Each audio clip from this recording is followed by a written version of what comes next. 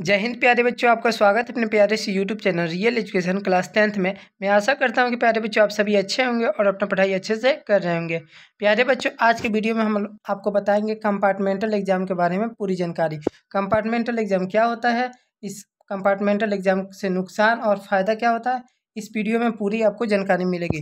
तो आपसे निवेदन है कि इस वीडियो को शुरू से अंत तक बने रहिए, ज़रा सा भी स्किप मत कीजिएगा, नहीं तो आपका कंपार्टमेंटल अगर एग्जाम देना आप चाहते हैं तो उसमें बहुत ही प्रॉब्लम आ सकती है।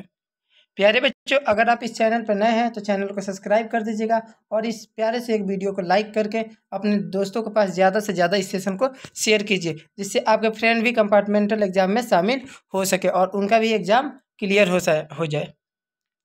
आइए प्यारे बच्चों, अब हम जानते हैं इस एग्ज़ाम के बारे में कि कंपार्टमेंटल एग्ज़ाम क्या होता है, इसके नुकसान फ़ायदे और इस वीडियो में पूरी जानकारी में आप चलिए। आइए तो प्यारे बच्चों, बिना देर के इस वीडियो को स्टार्ट करते हैं।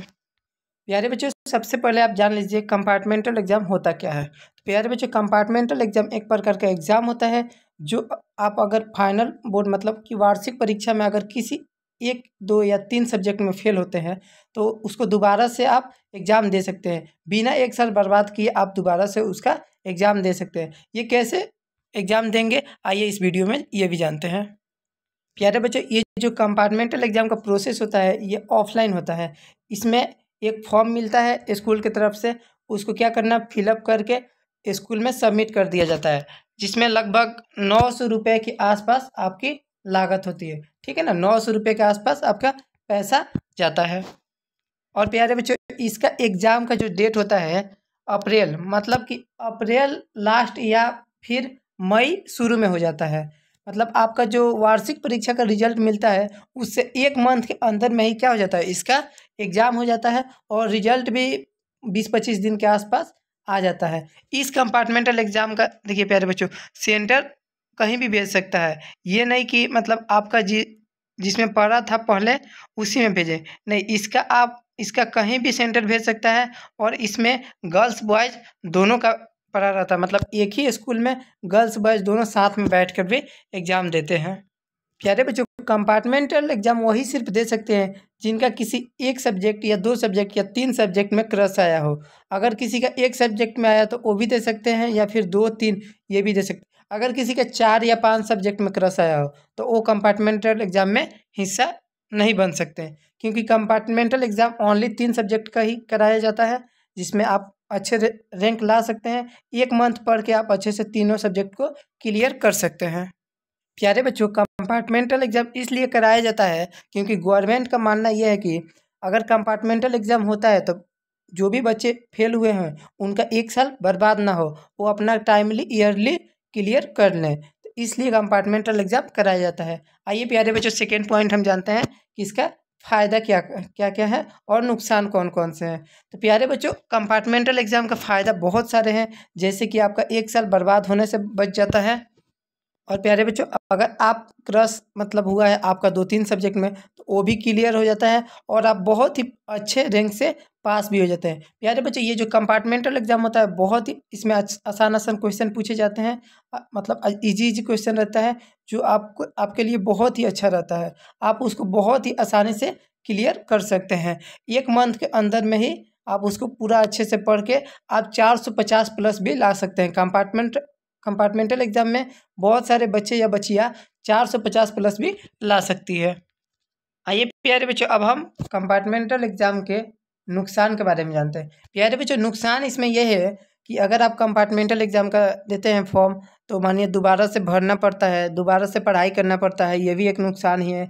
और आपका 1000 रुपया लगभग 900 आसपास, 9 साढ़े 900 के आसपास आपका फॉर्म का फ़ी लगता है, तो भी एक नुकसान ही है। फिर 9 साढ़े 900 रुपया लगाइए, फिर दोबारा से एग्ज़ाम का प्रिपेयरिंग कीजिए और दोबारा एग्ज़ाम देने जाइए।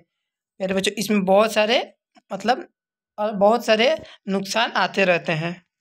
प्यारे बच्चों, जो सबसे बड़ी नुकसान होती है वो ये होती है कि अगर आप कंपार्टमेंटल एग्ज़ाम देते हैं और जब आपका मार्कशीट मिलता है कंपार्टमेंटल एग्ज़ाम का, तो उसमें जो भी मतलब सब्जेक्ट में आपका क्रश लगा रहता है उसमें क्या हो जाता है, सी लिख देता है। सी का मतलब क्या होता है कि कंपार्टमेंटल, ये इस सब्जेक्ट में आप क्या कंपार्टमेंटल का एग्ज़ाम दे के पास किए हैं। और मेन जो और इससे भी मेन जो इन्फॉर्मेशन है वो क्या होता है, आपका एक हर एक विद्यार्थी का जो भी बिहार बोर्ड के द्वारा देते हैं एग्ज़ाम, उनको एक BSCB यूनिक ID मिला रहता है। आप जब भी एडमिट कार्ड या फिर मार्कशीट देखिएगा तो सबसे फर्स्ट में जो लिखा रहता है आपको 12-15 अंक ऐसे डिजिट का जो BSCB कोड होता है, BSCB यूनिक कोड, वो बहुत ही खास होता है। उससे पता चलता है कि आप कैसे एग्ज़ाम दिए, कब एग्ज़ाम दिए, आपका पूरा डिटेल उसी BSCB यूनिक ID में रहता है। तो वो क्या हो जाता है, कंपार्टमेंटल एग्ज़ाम देने के बाद वो हट जाता है, क्योंकि कंपार्टमेंटल एग्ज़ाम का मतलब होता है कि आप दोबारा से एग्ज़ाम दे रहे हैं, इसलिए क्या किया जाता है, उसको हटा दिया जाता है। प्यारे बच्चों, जो कंपार्टमेंटल का एग्ज़ाम का डेट है उसका लास्ट, देखिए प्यारे बच्चों, ये 4 तारीख से शुरू हुआ और 12 तारीख तक है, 12 अप्रैल तक आपका डेट है। और इसका मानना है कि बिहार बोर्ड ने बताया है कि 25 तारीख तक, 25 अप्रैल तक आपका एग्ज़ाम भी हो जाएगा, कंपार्टमेंटल का एग्ज़ाम भी हो जाएगा। और 15 मई तक आपका फिर से रिजल्ट भी आने की संभावना है कि 15 मई तक आपका रिजल्ट आ जाएगा। तो प्यारे बच्चों, अगर आप अभी तक कंपार्टमेंटल एग्ज़ाम नहीं भरे हैं तो जल्दी से भर दीजिए, और 2 से 3 दिन टाइम है, और 2 से 3 दिन का टाइम है। बच्चों, आप ये बात ध्यान रखिएगा कि ये ऑनलाइन फॉर्म नहीं भरा जाएगा, ये स्कूल के माध्यम से भरा जाएगा। आप जाइएगा, प्रिंसिपल सर से बात कीजिएगा या फिर अपने टीचर से बात करके बोलिएगा कि सर हमारा 1 या 2 सब्जेक्ट में मैथ या फिर जो भी साइंस, सोशल साइंस में रस लगा है उसी का एग्ज़ाम देना है।